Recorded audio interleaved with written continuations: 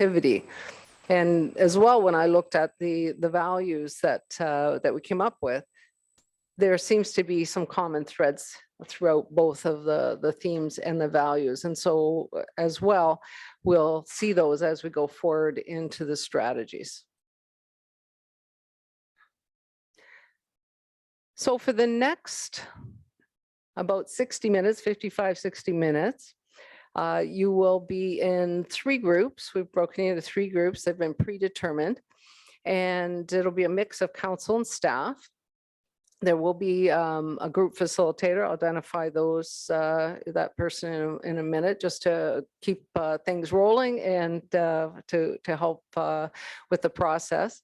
It'll be a review of the strategic priorities from 2019 to 2022. And each of those priorities and the strategies, which are on these massive charts that you'll have to work with, you'll have an opportunity to kind of check off, cross out, just have a discussion around what you see there and what's applicable. And also throwing out there the idea of maybe reducing the number of priorities to 4 versus 5. Again, this is up to you. 5 is a bit ambitious, and just throwing out the idea that if you see an opportunity to have 4 instead of 5, that's also up for discussion in your groups. Questions about the next step here before I go over who's in what group? Did anyone have anything to add? Margaret, Christina? No, we're good. Okay, so let's go over the groups. So staying in the council chambers under the facilitating skills of Beth, we'll have Mayor Gary McNamara, Councillor Alicia Higginson, Wade Bondi, and Phil Bartnick. So you will stay here and Beth will facilitate. Now, we also will be starting at different places of the priorities. So it'll be so that you may not get through all 5, in other words, in your group work. We may not have time, you might, but we'll start with, for example, strategic priority number 1 will be where you'll start, and then you'll move to 2, 3, 4, however far you get. In the Tecumseh room, we have Deputy Mayor Joe Bichetti, Councillor James Dorner, and we know there's regrets from Rick, Michelle Droulard and Sean Firth, and Mark will be the facilitator in that group, starting with strategic priority number 3. And then finally in the Sandwich South room, and Brian Hillman will be the facilitator here. We'll have Councillor Brian Houston, Councillor Tanya Jobin, Rob, and Tom with that group. And again, starting with 5 and then going to 1 and getting as far as you can. Again, maybe not being able to get to all 5, which is okay, because among the 3 groups, we'll definitely have them covered. And when we have the feedback coming back together as a group, you'll have an opportunity to weigh in at that point. All right, questions, comments? Everybody knows where they're going? Maybe just mention that we'll have a council spokesperson to do the group work report out before the dinner break, please. Absolutely. So what we thought, rather than having the facilitator report out, we would ask one of the councillors to step up on that one and decide who might report out from your group. Okay, so we'll let you decide. Questions? All right, I will be rotating around to the groups just if there's any other questions as we go, but we all set? Okay, Mark, Brian, and Beth, grab your people and away you go.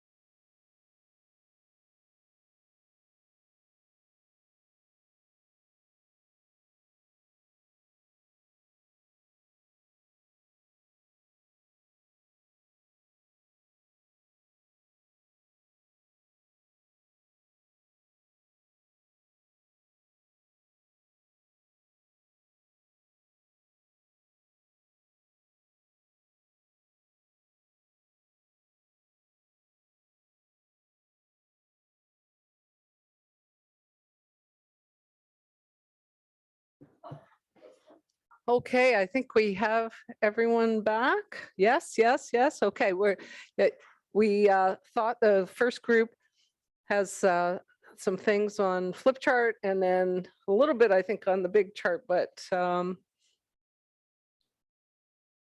we thought if you'd like to move up closer, you can. Depending on when the group presents, we'll be using these poster boards to put the big charts up on. So we're going to be a little bit less formal for this section, if that's good with everybody. Okay. Group 1, we'll start with priority 1. All right. Thanks, everybody. Gary and I are going to present this together. Maybe. Yeah, you. So, so we looked at all 5 of the strategic priorities, and oddly enough, we kind of collapsed them down into 3. And then we came up with this beautiful Venn diagram. We thought of them in 3 buckets that all fit together. The first bucket where we're combining, and we'll talk about this in some, as I flip the charts over, we'll get into the details of it. We thought maybe the first 2 current strategic priorities would be into one bucket that we would kind of overarchingly call plans. The second bucket was the third priority that we thought maybe stood on its own still, though we didn't love the name of it. And we thought of that as people, as a kind of bucket. And then the 4th and 5th strategic priorities collapsed a bit together, and we thought of that as performance, just as 3 sort of things together. And in the middle, where they all intersect, both with each other and all 3 of them together, thinking of all of these 3 things in terms of the citizen commons. So how do we think of each of these things in terms of what our residents want and what citizens are looking for? So we looked at strategic priority 1 and 2. We thought hadn't settled necessarily on this name or as a short name, but we thought about the term sustainability in terms of long-term and short-term thoughtful goals. So we're describing the strategies as short-term benefits, which lead to long-term benefits, and that we can be in a state of readiness to do that shift if we think of them together instead of separately. So that, for example, if funding were to pop up from another level of government, then we can make that shift thoughtfully when we're thinking about the short-term and long-term together. And that we balance that with community safety, and the financial realities of climate change. This is a long word for both of those, or a long sort of strategic priority for both of those put together. So it can take some wordsmithing, but we thought of it as balancing growth and sustainability of existing infrastructure. And we really thought about it as that tension between what do we do right now for current residents, and how are we thinking about growing in the future when those demographics may be changing or shifting. And we actually looked up the UN Sustainable Development Goals. Their definition of the term sustainability was balancing the needs of the present without compromising the ability of the future generations to decide their own next needs. That's kind of where we got to putting the 2 strategic priorities together, is under that general goal statement. You want to take the next one? I guess I'll keep going. Okay, I'm going to interject right now. So let's go back to the 1 and 2, because for 3, we'll have the group that Got it. started there kind of lead that part, and then you can chime in with your piece. So I'd like the one of the other groups, like both of the other groups, in order to make any comments now around sort of that notion of combining 1 and 2, and any other comments that you might have had in your group. So would any of the, Brian? Thank you. We also talked about putting 1 and 2 together, because I think there is some natural pieces of it which, blend. And I also made the comment, and I don't want to seem like a hypocrite, but we're expanding now into the hamlet. But it is, I guess, within our boundaries, but we need to be extremely mindful, growing into the future of not, pushing so much outwardly and looking more inwardly. And how do we do that sustainably and best use of all of our resources in doing that? Also recognizing that we are expanding quite a bit into the hamlet currently. So just, how do we do that? How do we do it, sustainably in the best, the best course, for future generations. And, I kind of think if we stayed on this path now for the next, 100 or 150 years, what is Essex County going to look like if everybody just keeps, pushing out and out? Even though I'm extremely excited about developing, out and out in the hamlet right now, at some point we really need to say, the edge of the sandbox is here, right? And what that is, 25 years down the road, what that is 50 years down the road, I don't know when that decision, or if the decision's already made now that, 42 is it. And we're not going to go any further south than 42. And that, anything we're going to do is better use of resources 42 north. And then in like Old Castle, right? There's got to be a boundary, there that, we're not going to really go any further, but I know it's a very long-term discussion, but, to make it short, I think there's, 1 and 2 we can put together, but there's a lot of meat in those 1 and 2. You know what I mean? Yeah, and I think in the discussion we had too, is that whatever we do in terms of the growth areas, like, the Sandwich South area or the hamlet and so forth, is also not forgetting what impact is that going to have on Ward 1 and Ward 2 and traffic patterns and infrastructure that's already there, climate change, all of the aspects of it. So that's why, when you say smart growth, I mean, we debated that because some people don't know what smart growth really means. They think it's 15-minute cities, and we've learned that just a few weeks ago and so forth. But it's basically finding the balance between smart growth and then also the future and so forth.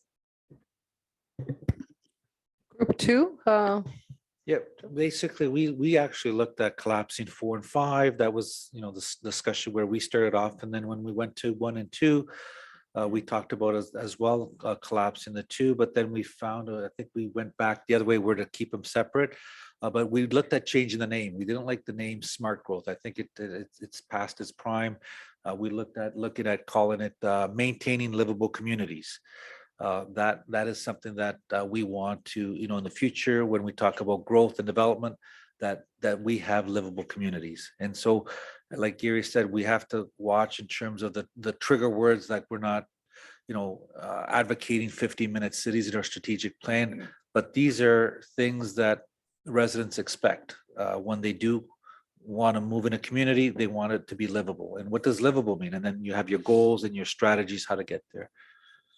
So we almost looked at collapsing it to 3, but then we went back to keeping it to 4. So 1 and 2, when we see our presentation, we kept it separate. okay, thank you. Thank you for that. So we have 2 groups that have kind of thought about putting together 1 and 2, and then one that went there and then maybe have drifted back. So we'll leave that for now and come back to it.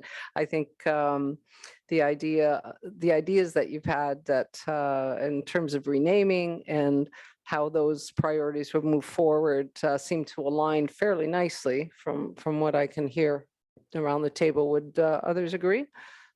Yeah, great. So now what we'll do is we'll have group number 2 present strategic priority number 3, and then we'll do the same thing. The other groups will chime in, because I know you've got some good things written down there, Alicia and Gary. So you'll come back up when we get to the input. Okay, so just so we have everybody gets a chance to kind of lead out with their main priority. We can use these back here. Yeah.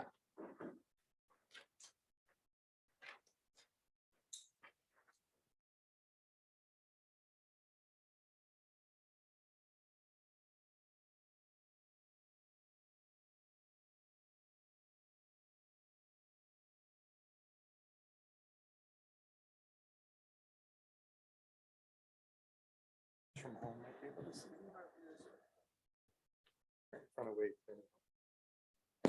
I'm gonna stay in front of Wade.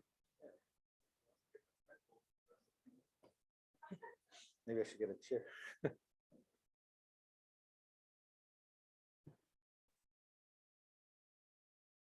Everybody get the camera on it? Yeah. All right, if everyone can hear me, I don't know if you can see me in the camera, the head's cut off, but sit here that way you can see better. There we go. So in terms of our group, we looked at, we started off with the title, the strategic priority number 3. A lot of discussion went around health and wellness as being overused, health and wellness, and could we change the semantics, the wording there? And we talked about inclusion, and well, that's one of our values that we talked about a few weeks ago. And so we looked at changing the title to community health and inclusion. And part of the goal will be to integrate the principles of health and into all of Tecumseh's plans, inclusion, and priorities. So that was kind of the little tweak that we did with the title. In terms of strategies, we liked, and it was a consensus to move forward with the Triple Gym project. We thought that our community here at the town hall with the fire hall and EMS, we have a good sense of community here. We have the Christmas at Tecumseh parade that ends up in this location, and they do use the arena facility, the recreation. And we want it to be more than just a twin pad arena in a couple of meeting rooms. So by having that triple gym would enhance that whole rec complex. And I believe that the consensus was to still pursue that pending obviously funding and budget. Building strong and stable neighborhoods is another strategy that we felt was important, and provide comprehensive community services. You know, just again, we look more of it in terms of changing the words, develop and deliver, remove it so that it's not as wordy. And then we added a few, increased walkability and strengthen community partnerships with user groups. So those are a couple of ones that we added. A lot of the strategies that we're doing now are all there. We kept them there. We talked about Tecumseh Transit to look at linkages. We didn't speculate or designate a certain provider, but in terms of linkages, whether it be through the east or west municipal boundaries that we can look at connecting. And we did talk about sidewalk trails and gap analysis. So we can't just look at certain areas and say we want to put infrastructure in this year. We have to look at the overall town and see where there's a gap, and also look at safe school routes.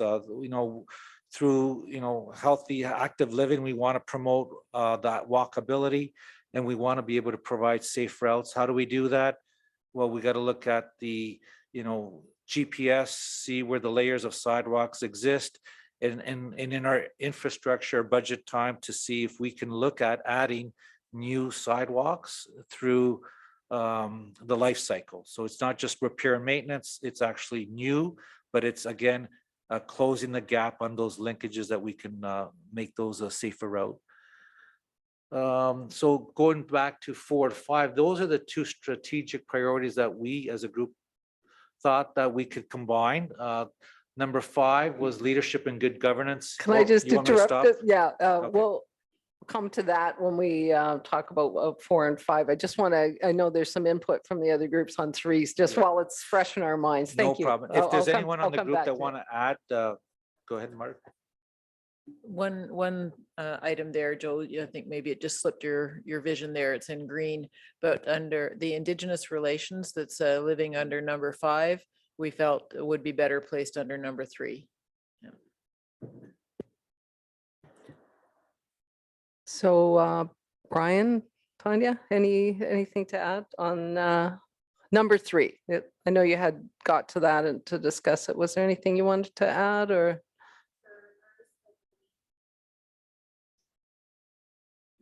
Number 3, was it?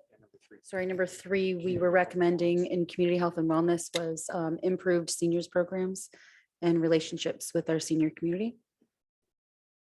So you like the idea of keeping it as a separate priority? your group thought that was a good to keep it as a separate piece. Okay, thank you. And with those additions.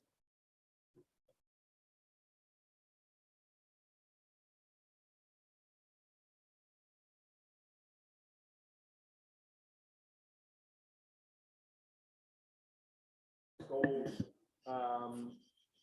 how do we apply that? But also, you know, in our conversation, we talked about the physical and mental health.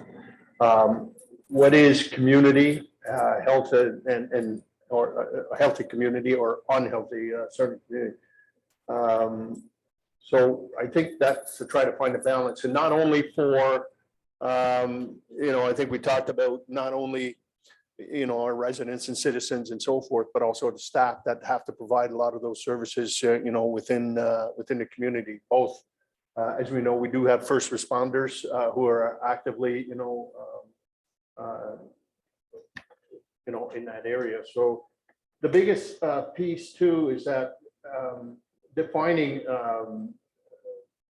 you know, what is a great place? What makes Tecumseh? Why is this place unique, and why people want to come here or live here and so forth?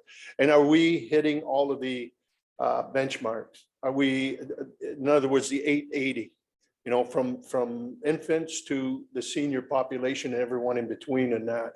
And I think those are important aspects too in creating that wellness. And, you know, we talked about obviously the trails and amenities that add to the value of why, you know, Tecumseh is a great community and so forth. Oh, what could make Tecumseh an even better place itself? It's to find the balance of, you know, between all of the generations. And so that makes the community special and unique. I don't know if there's anything else. Oh, there's more. Sorry.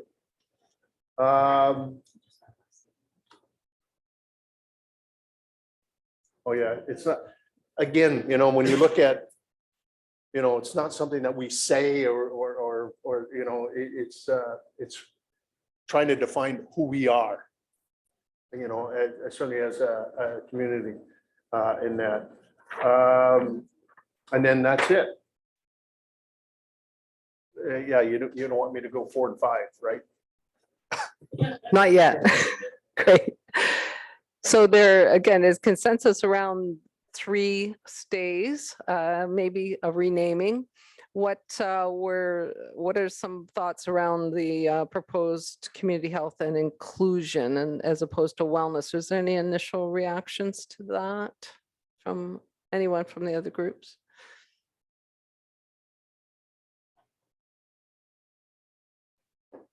I think it's important that we do keep it separate, and with everything that, you know, the deputies and the mayor has said, I think, you know, for me, we've touched on a lot of the, you know, important things about, you know, connecting our residents and ourselves, you know, physically, mentally, you know, through programming and all of it. Just, you know, what can we do to, you know, elevate everyone's quality of life, and you know, just kind of looking at it through that lens. Thank you. All right, the infamous 4 and 5. Let's hear from our last group number 3. Did you want to post your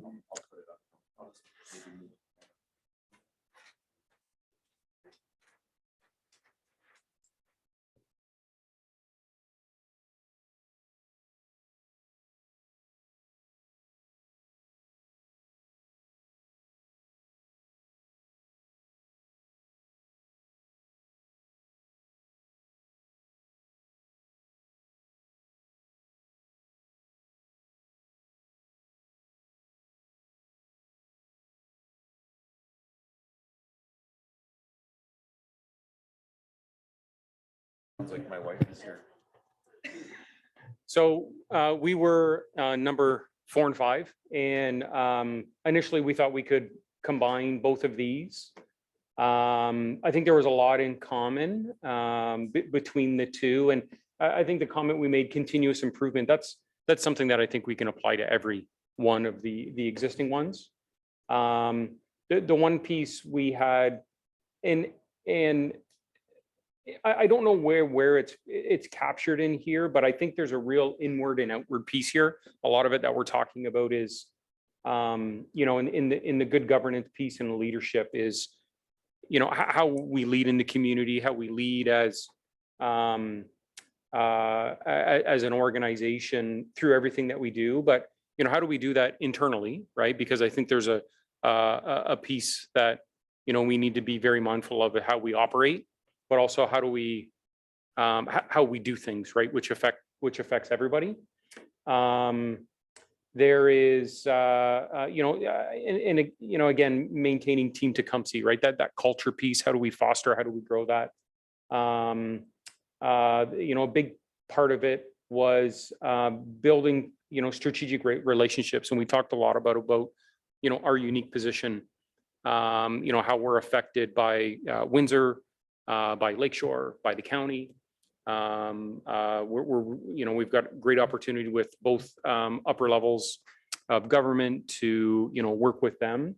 And I think we're in a real unique situation that, you know, we need to foster, and we will be much better if we get along with everyone who that directly impacts us. You know, we talked a lot about, you know, the tax rates here, and you know, under continuous improvement, I think a lot of the focus has been on maintaining competitive taxes. But what is that truly? So we had a large discussion around fair value. Best value might not be the best, you know, the best term to use, but really connecting everything that we do with the, you know, the impact on a tax rate. Because you know, I think our residents really value a lot of the services that, you know, they get in and day out, but they're also very mindful of, you know, what the cost of those are.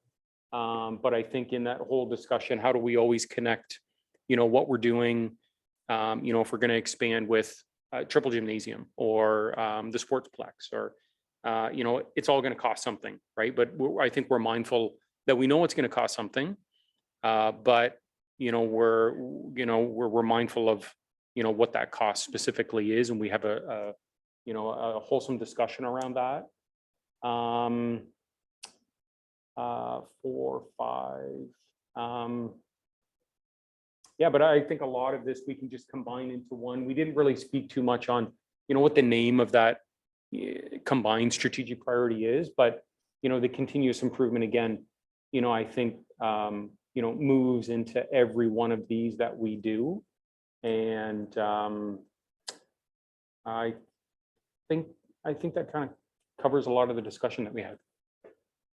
Did I miss anything? No, sounds fantastic. But we did have a heavy discussion on the language there with competitive taxes, and how it is important for us to, at budget time, when the message is conveyed to our constituents that there's a tax increase, what does that mean, though, about being competitive or fair? It's about the services we're providing. So we really shouldn't compare and be competitive.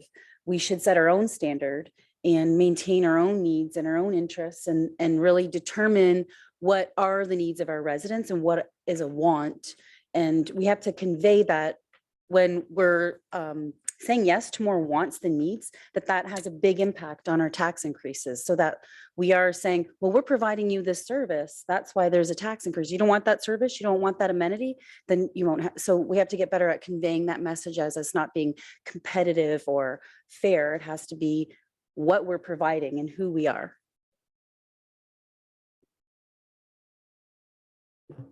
And again, I think for me, it's really connecting the value, right? Because when I think residents, you know, enjoy the services that they get, but I think they more enjoy the value for the service that they get. I think, you know, so if we continually connect, you know, those two, and we don't know what the language, we don't know what the term is there. And again, you know, fair and reasonable tax rates, or, you know, best value, best level of service. But, you know, I think, you know, we're all very proud of, you know, at the end of the day, the product that you know, the residents enjoy through that, you know, through what Tecumseh is. But, you know, just connecting not only, competitive tax rate, but the value of what we deliver at the end of the day. So, how we can kind of button up that, that term. I know Tom had a really good discussion around like best, what is best, right? But so that for me, it's just value, right, at the end of the day. So, and I think that's it. Thank you. Let's hear now from our group number 1, who has another flip chart, I think, for this.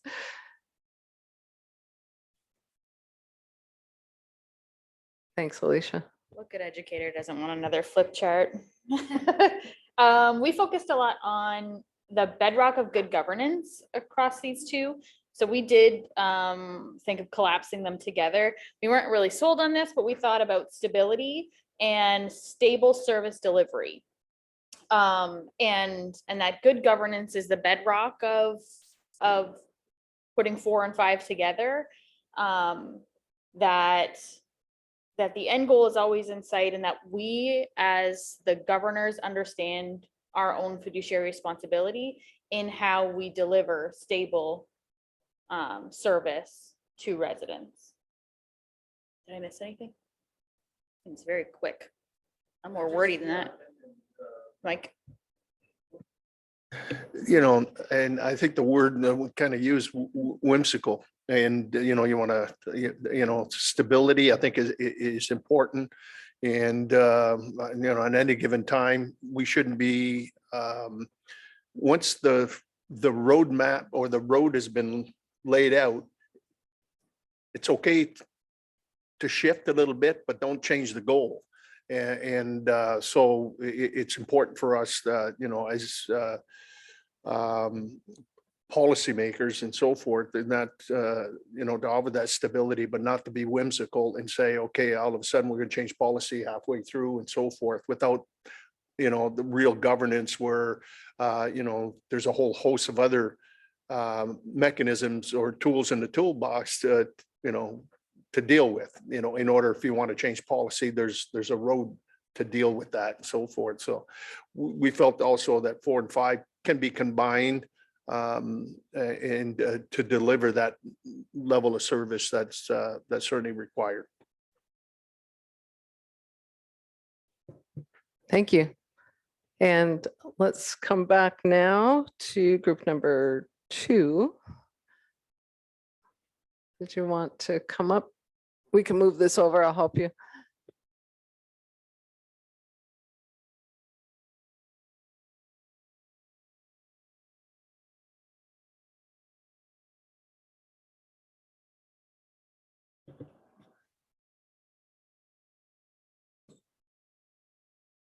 Well, our group decided that it'd be best to combine 4 and 5. I think that was unanimous, and mostly because of the fact that strategic priority number 5, leadership and good governance. When a report comes, it is kind of difficult to be objective. It's always difficult to pinpoint a reason on how that fits based on the report in terms of good governance. So that was one of the areas that we talked about, maybe merging it with 4 and seeing if we can come up with one. We didn't come up with a name, but we felt that the 2 should collapse and that priority 5 should go into 4. The goal of number 4, we looked at changing some of the words instead of steward to champion, and take out the last 2 lines where it talks about municipal service delivery to residents and businesses. Again, very wordy, and we talked about adding strengthening partnerships, increased quality of town services. So those were the goals that we kind of tweaked. We talked about some of the strategies that were number 5 to move them over. We mentioned earlier about Indigenous relations, on how that can go to strategy number 3. But overall, in terms of some of the things that we're doing, in terms of technology, we added public Wi-Fi. I know some of the other things that we added in 5 when we were initially talking about it. We added the part where we wanted to develop communication channels and public engagement. So again, that goes with trying to talk about number 5, but when we collapse it, we'd like to see that as part of some of the strategies that we're doing. And then the last point, more community recognition and engagement. Again, that could be whether it be a counselor, whether it be a town, the volunteer appreciation, look at ways that we can get more of the recognition and engagement from the community and the public. That's it. I think. Did I miss anything? I know James. In reference to the community recognition and engagement, it was to get people to be more on Team Tecumseh, to be volunteering others for the annual awards or for committees, to find a way to start now. So next time we have any of these, there's a list of people that want to be a part of this, and to find a way to do that. And an idea was more community recognition. Thank you. Great discussions. As I was able to get around to all of the groups, there was a lot of like-mindedness that I noticed in terms of the things you were talking about. And so that's coming together nicely around, where you see yourself going in the future, and the fact that, I know obviously I did share what was happening in other groups just for consideration. And I know there was agreement around perhaps having 3, maybe 4 priorities. 5, I think is too many. All the groups agreed on that. So it's really just whether 1 and 2 stand on their own or together. And that's something we can look at further. However, I think with the 4 and 5, that there was consensus around that would be one. We don't know what it's called yet. We can come up with that. However, there was some good alignment, and then some of the other sort of strategies that fall under there got moved around a bit too. So I think that was great to get that input, so that we can look at all of your charts and then come up with a draft strategic priorities going forward into the next few years. So I think at this point, our next section is different. We're going to be looking at the vision and mission. So if food is here, I think we'll just break. It's 10 to 6. So if we could just take half an hour, come back at 6:20, if everyone's good with that. We'll come back 6:20, and then we'll move forward with the last part of our agenda. So to the staff room, I think is where the food is laid out. Okay, have a good break. Thank you, everyone.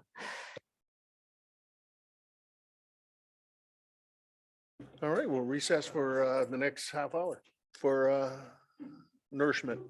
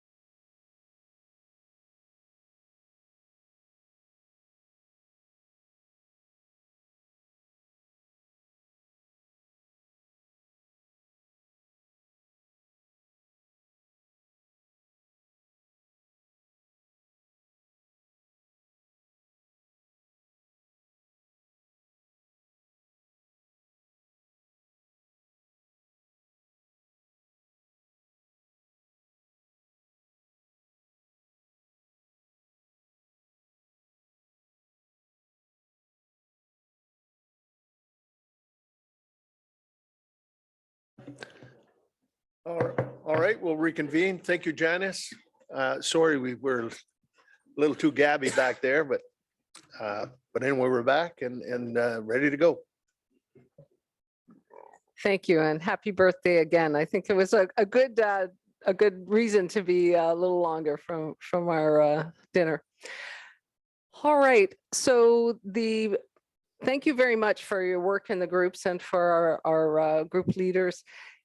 What will happen with the strategic priorities is that we'll just make sure we get all the notes collected and check in with the group leaders to make sure we're clear on everything that was discussed in the groups, and then Mark and I and Christina will take a look at that and pull it together so that we have a reasonable draft to present back. So that's the next step, I think, for that section, just to make sure we have a cohesive kind of direction set out and that we've captured all of the input from everyone today. So that's what will happen with that piece. So our last discussion is just to look at the vision and mission. I know in the discussions that Mark had with each of the counselors, a lot of the feedback was that, you know, you were pretty, thought they were both pretty solid statements, but I think it always, after what we've discussed and where you see things heading with the priorities, it's a good idea to revisit the vision and the mission, just to make sure that the wording and the phrases are reflecting where you see yourself going and also who you are. So we'll start with the vision, and the vision is the preferred future. So you think of that as where you're headed. And the current vision is the Tecumseh of tomorrow will be a community of economic vitality, environmental leadership, and a high quality of life for all of our citizens. So one of the things with vision is, from time to time, those key nuggets in there, economic vitality, environmental leadership, high quality of life, those may change and shift. So you've got, actually, there are some Post-it notes spread around. If there's keywords or elements that you don't see in that vision right now that you'd like to see expressed, you can certainly take the time to write that there and come and post it. But I'm also going to, I've got a marker that I thought we'd have a little bit of a discussion around the vision and see if there's some things that you think need to be adjusted. One of the things I'd like to recommend, just from my experience working with groups on developing vision statements, is to change it so it's written in the present tense. This is written in future tense, and the reason I think that it becomes a little more inspirational to say something like the town of Tecumseh is a community of economic vitality, whatever so it's stated in that this is who we are. So because every day that you work towards that vision, you are realizing the vision and moving in that direction. So that would be one that out of the gate I would suggest for your consideration. What other comments are there? And please feel free to use a Post-it notes if you want to and come up, or you can, I think we can just let people unmute themselves and chime in. So I'll look to see who else has some thoughts. Thank you, Mayor. One of the word that strikes up when we talk future, we're looking at moving, 10, 15, 20 years down the line. Economic vitality, well, we all aim and want to have that as a town, a city. But I'd look at, we talk a lot about inclusion, inclusivity, inclusive community. So the word cultural diversity hits me in terms of a vision.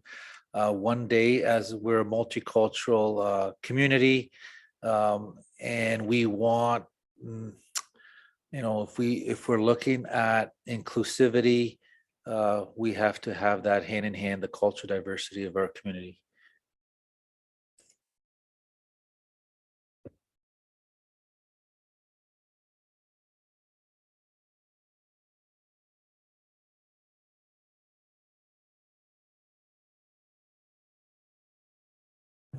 Just to explain that, I don't want us to be seen as a gated community. And even the, young adults trying to find a home here, it's unaffordable. They can't live here.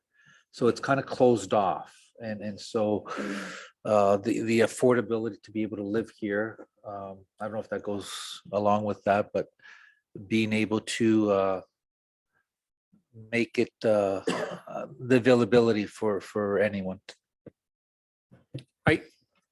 I wouldn't consider us gated, right? But, a lot of the things I think that the deputy mayor just meant to, or spoke about, I think are a lot of the reasons why people want to live here, and, not being able to buy a house, right? That's nothing I don't think we've done or we haven't handled correctly. I think it's, people want to live here. So the houses are maybe more desired. So, I wouldn't say we're gated. I think, there is there's an essence of Tecumseh, I think, that we have, that people want to move here, and that's created an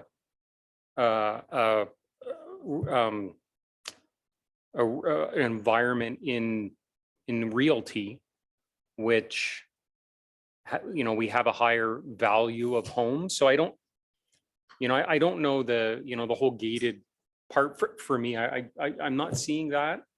The culturally diverse and inclusive, I think it's important. I just don't know how to put that in a vision statement for us. That's just to respond to the gated part of it. I don't know how anyone else feels. Thanks.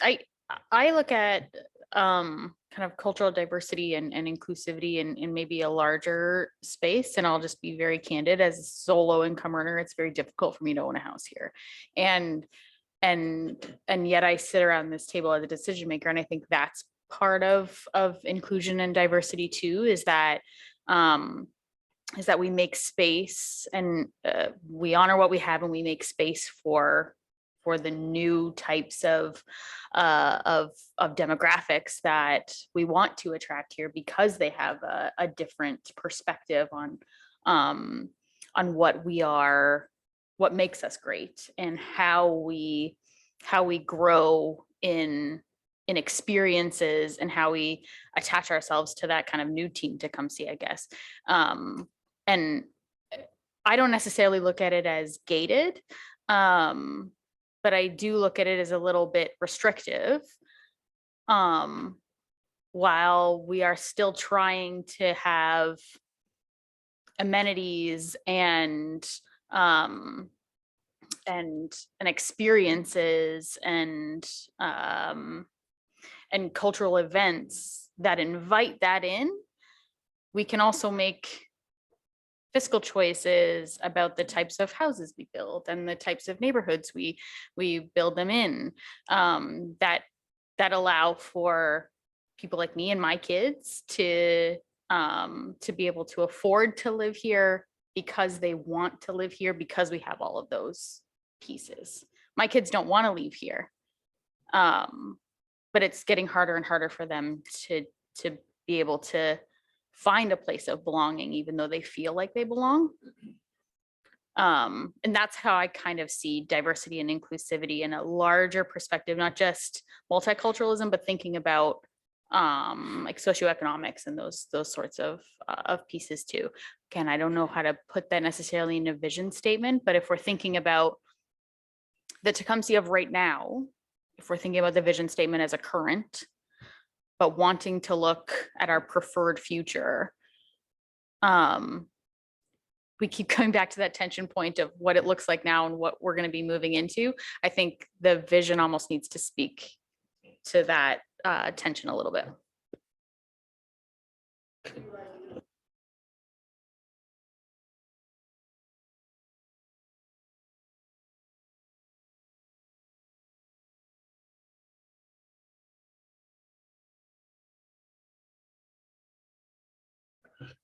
And those are actual points that When I first moved here, when we were building 300, 400, 500 homes a year, it was affordable to live here. It was welcoming, a lot of new families. And I think part of the problem is that what's hurt us more than anything, not in the cost of the homes, because obviously if you're in the real estate here, you're doing okay. It's a supply and demand. There's a supply shortage of housing of all types. And the demand is very high. And hopefully soon that's going to come, with the with the Banwell corridor and certainly other areas. And I think we had it, we lost it, and we need to gain it again. And the only way we're going to do that is make sure that we supply the type of housing that is across all the spectrum. Attainable homes are obviously part of the program and so forth. So as we, and that's the message that we have to send to the development community as well, is, in terms of the type of homes and the expectation. So that's the message, open. I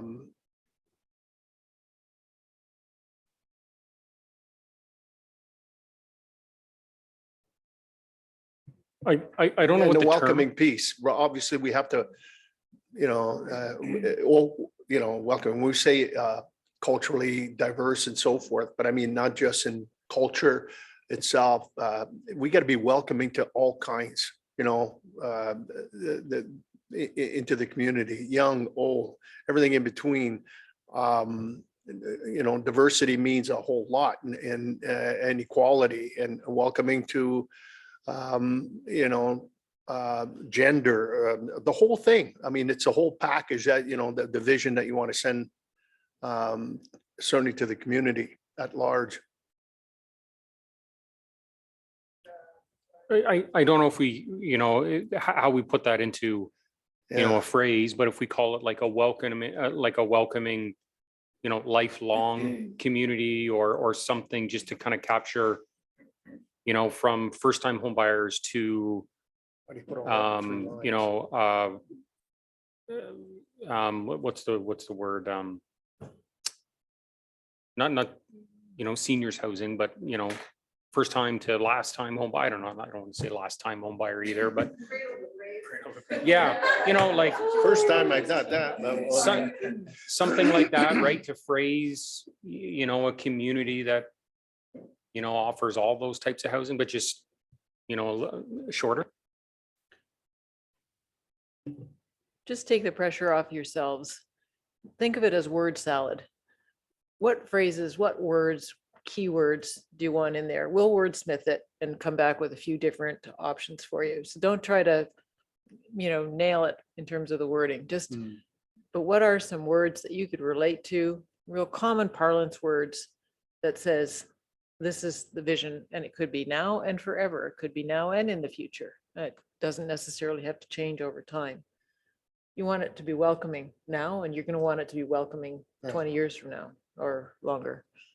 Welcoming, open, I would say desirable. desirable. Right there. Yeah. Okay. What's up there?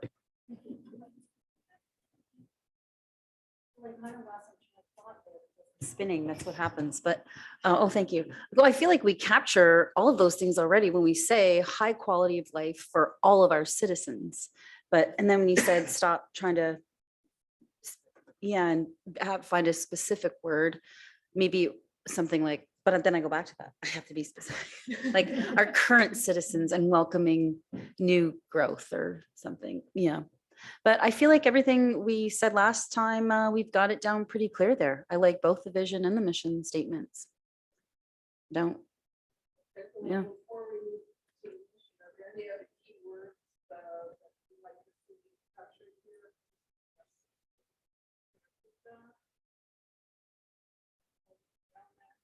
Happy place.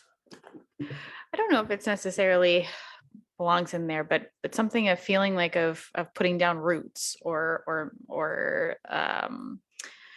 it kind of goes along with, I liked what Councilor Houston said about lifelong, but then establishing those roots here and not necessarily having it be that is a home or whatever, but it goes to economic vitality, to businesses coming in here and establishing their roots here. It goes to language, it goes to, yeah, I kind of like that. Yeah. Happy place. I'd say home.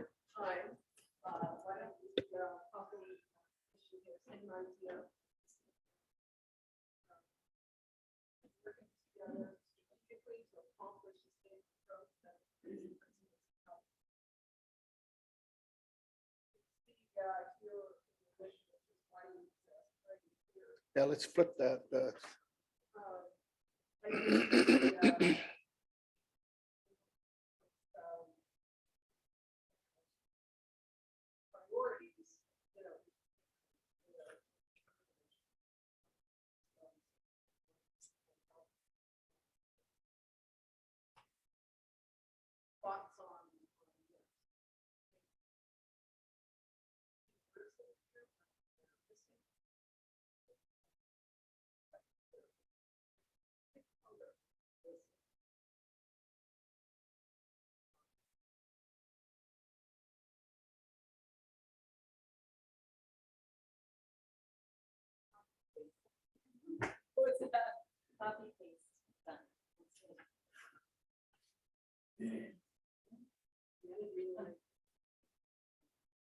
Well, together or collectively, like as a council, as administration, as the residents.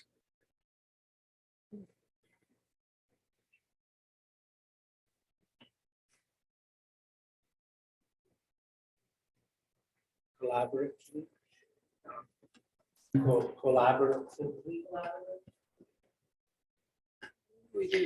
I think we also had some discussion, at least in our group, about that it's about kind of the center of everything I'm looking at that why you exist. Kind of the center of everything we do is like the citizen commons and service delivery. But I don't see necessarily, it doesn't jump out at me there that we're talking about why we are here. What do we do here? What do we do here when we collectively come together? We're doing it for the citizens, Mhm. and we're doing work on their behalf to contribute to their way of life and their investment that they've made in the town. And it's about citizens, it's about yeah, it's about service delivery. It's about it's one of the things that I love about municipal politics. It's like it's everything in your front and backyard, and it's the stuff that touches you the most. And we get the privilege of doing that here in a sustainable way and in a using principles of health and wellness. Yes, but it's about the work. That's why we exist.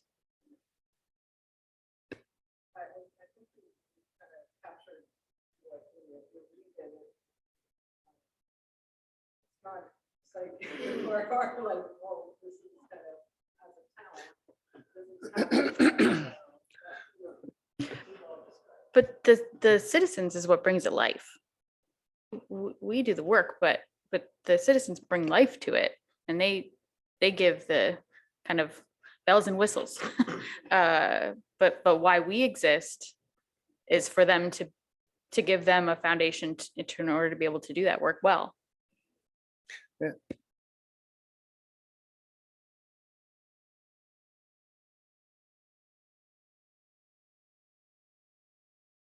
I did have it on, I thought. Going back to the survey, and almost, I look at it, it's deliverables. When we looked at it, we've got a 97%, whatever, satisfaction. I mean, how did you get there? So our mission is to deliver, based on deliverables of the services, amenities, good governance,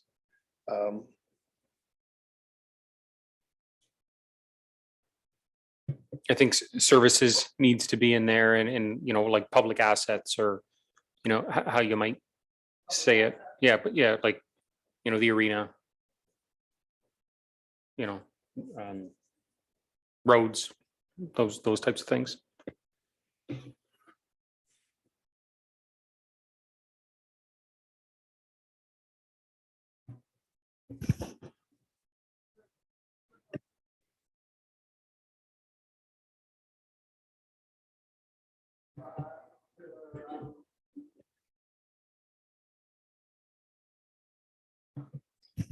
We were also chosen for our leadership in terms of what we like and where we want to take the town in the future.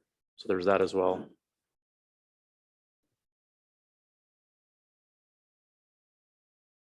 I always remember this story that you know, I either read it or I was told, but, you know, really, I think the essence of, you know, the reason, you know, the municipality exists and we do what we do is taking garbage pickup, for example. If every one of our residents went and they procured that all on their own, had somebody come to their house and pick up the garbage, take it away, and they did that every week, what would that cost be? Right? Versus the cost that they get through what the town actually delivers.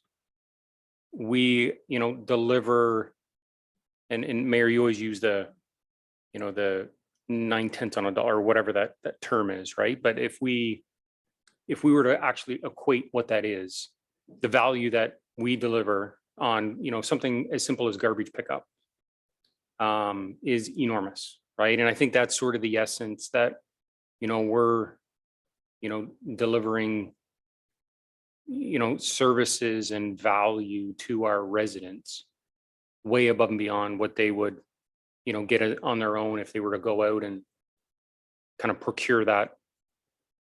So I think that is sort of the essence.